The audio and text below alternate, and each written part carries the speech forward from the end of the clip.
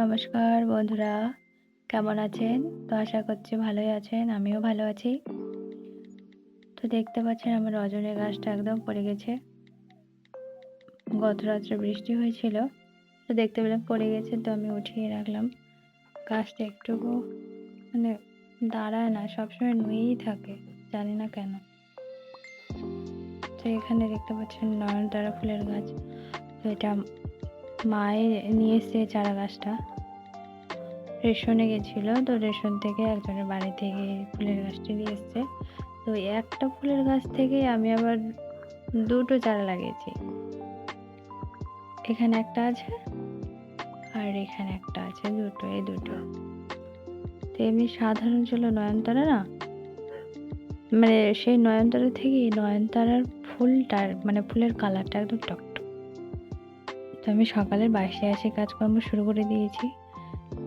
আমি মানে কাজের মধ্যে আমাকে বেশি ঝাড় দেওয়াটা আর ওই বাড়ি ঘর লেপা গোছা, এই দুটো কাজ আমার একটু বেশি ভালো লাগে। তাই আমি এই দুটো কাজই বেশি করি বাড়িতে। তো আমি এখানে সকালে বাসে আসি হয়ে যাওয়ার পর হালকা একটু মুড়ি টুড়ি খাই। মুড়ি খাওয়ার জন্য আম নিয়ে নিয়েছি, আম মুড়ি খাবো। ওই জন্য আম কাটছি, মুড়িও না। এখানে আমি চানাচুর নিয়েছি, আম নিয়েছি, মুড়ি খাওয়া হয়ে গেছে। তো এখন আমি কাটবো কুমড়ি। এটা কুমড়া নয় কিন্তু কুমড়ি, মা কালকে বাজার থেকে নিয়ে এসছে। তা আমাকে বলে একটু কেটে দিতে, একটু কেটে দিলাম। মাই আজকে রান্নাবান্না করবে, আমি রান্নাবান্না করবো না, ওই জন্য কেটেই দিচ্ছি। এই একটা কুমড়োর দামই নিয়েছে 20 টাকা, 20 টাকা না 25 টাকা যেন বললো, ভুলে গেছি। তো আমি বীজটাকে ফেলে দিব, কারণ আমার এই কুমড়ার বীজ, বিলাতি বীজ, পটল বীজ মানে বীজ বলতে আমার পছন্দই নয়, তাই আমি ফেলে দিচ্ছি। তো চলুন আপনাদের একটু আমাদের ফুলের গাছগুলো দেখাই। গাছটা বিশাল বড় হয়েছে। তো এখানে কটা গাঁদা ফুলের গাছ আছে, তো এগুলো মা চারা লাগিয়েছে। মা লাগায় আর আমি জল ধুয়ে ধুয়ে দেই। তো এখানে মোট 5টা ফুলের গাছ আছে।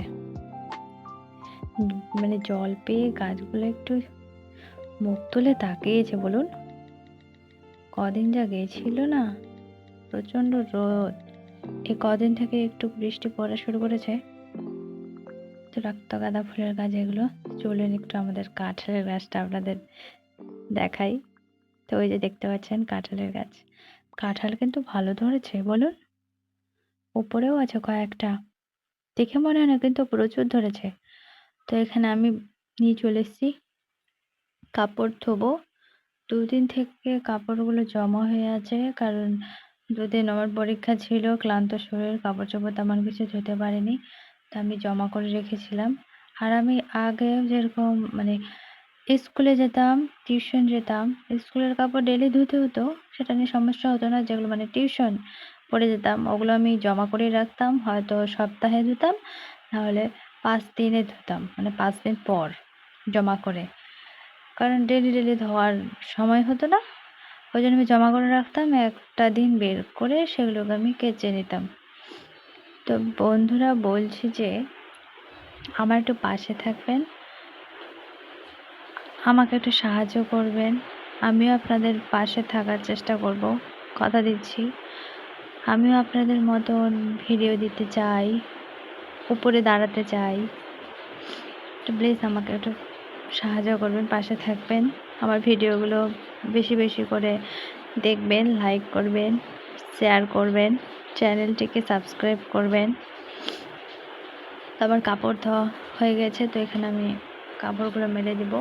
তো আজকে আবার এমন দিন যে রোদ নেই, আজকে আবার মেঘলা মেঘলা দিন করেছে, তো কিছু করার নেই, আমাকে কাপড় ধুতেই হলো।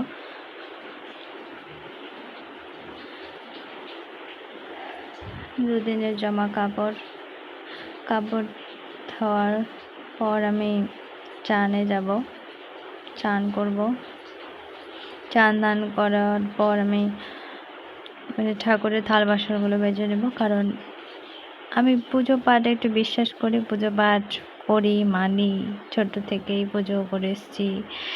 সেরকম শ্বশুর বাড়িটাও পেয়েছি, বাপের বাড়ি পুজো দিতাম, পুজো করতাম ছোটোবেলা থেকেই। আর তো শ্বশুরবাড়িটাও পেয়েছি। আমি এখানে যতটুকু পুজো করি শ্বশুরবাড়ির মানে তার থেকে আরও মানে মেনে চলেন। তো আমি পুজো দেওয়ার আগে একটু সিঁদুরের টিপ নিয়ে নেব, কারণ সিঁদুরের টিপ নিতে হয়। আমার শাশুড়ি মা বলেছে যে পুজো দেওয়ার আগে একটু সাজুগুজু করতে হয় মেয়েদের, বিবাহিত মেয়েদের সিঁদুর পরতে হয়, মানে সিঁদুর ছাড়া পুজো পাঠ করাটা কেমন কেমন দেখায়, তাই না? স্বামীর মঙ্গল করব, স্বামীর সিঁদুরটাই যদি না নেই। তো সিঁদুর পরে নিয়েছি আমি এখন। তো আমি ফুল তুলবো। ওই যে দেখতে পাচ্ছেন গাছটা, ওই গাছটা আমি নিয়ে এসেছিলাম যখন আমি 12 ক্লাসে ছিলাম তখন। তো তার আগে আমি গেটে লাগিয়ে দিই, তাহলে বাইরের থেকে কখন গরু ছাগল মানে চাটার এপারে চলে আসে না, ওই জন্য আমরা গেটটা সবসময় লাগিয়েই রাখি। তো আমি ফুলগুলো তুলে নেই। তো যেটা বলছিলাম যে ওই গাছটা যখন আমি 12 ক্লাসে ছিলাম, তো যেখানে আমরা টিউশনি করতাম ওখানে একটা বাড়িতেই টিউশনিটা করতাম। তো বাড়িতেই চারা ফুলের গাছটা ছিল, তো ওখান থেকে আমি চারা ফুলের গাছটা নিয়ে এসেছি। ওই ফুলের গাছটা যখন 12 ক্লাস, তো প্রায় 3 বছর হয়েই গেল গাছটার বয়স। দুটো নিয়ে এসেছি, একটা এখানে লাগিয়েছি আর একটা পাশে লাগিয়েছি। তো আমার ফুল তোলা কমপ্লিট হয়ে গেলে আমি তুলসী পাতা তুলতে যাব। তো আপনারা তুলসীর পাতা মানে তোলার যে মন্ত্রটা হয় আপনারা হয়তো জানবেন, আমি কিন্তু জানি না। আমি মন্ত্র মানে বিনা মন্ত্রই আমি তুলসীর পাতাটা তুলি। সেরকম করে পড়াও হয়নি, পড়িও নি। তো এখন ভাবছি যে পড়াশোনাটা করতে হবে, মানে যেগুলো নিয়ম, যেরকম তুলসী মঞ্চে জল দেওয়া, তুলসী পাতা তোলা, আরও অনেক কিছু মন্ত্র আছে। তো ভাবছি আমিও শিখবো।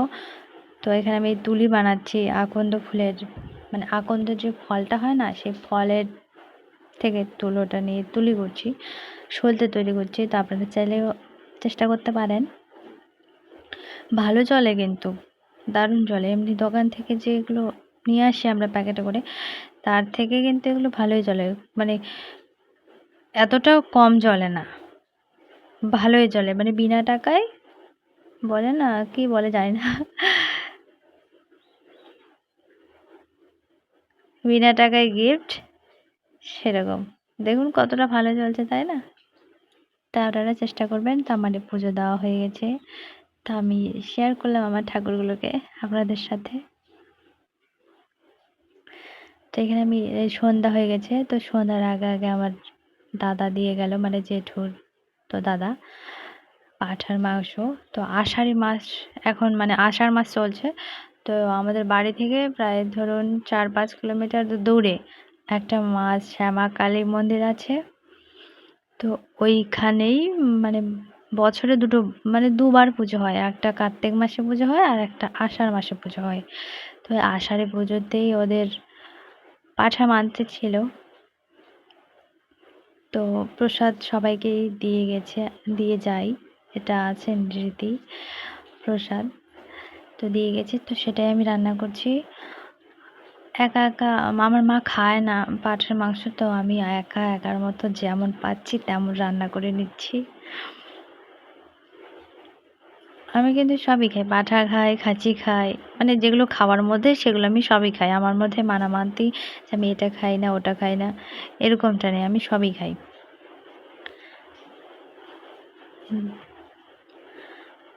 তো বন্ধুরা, এখানে আমার ভিডিওটি শেষ করছি।